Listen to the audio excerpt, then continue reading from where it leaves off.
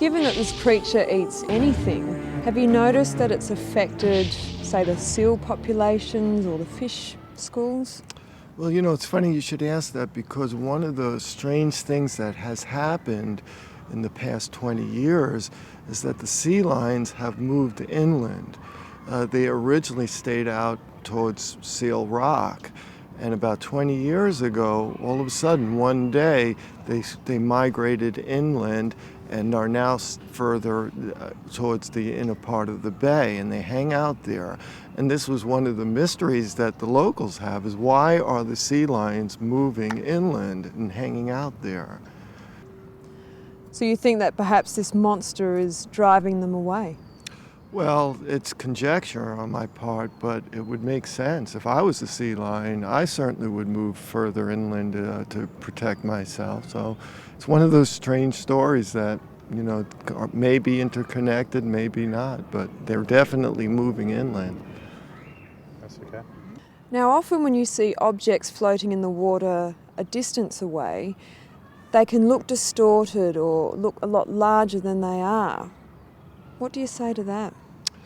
Well, you know, the only thing I can say is that when I can see something stick itself up and I can see what looks like a half of a tire, and I watch it slowly roll back, that's what I saw. I can't say how large it is or how small it is. Maybe it appears larger, but when I look in the water out here, from the distances I've seen these objects, a sea lion would not be noticed. It's just too far away. When you look at something from a half a mile away and it looks like a half of a tire sticking out of the water, that's what I saw. I don't really know what to say to those people. Is it possible you could have seen a giant species of sea snake?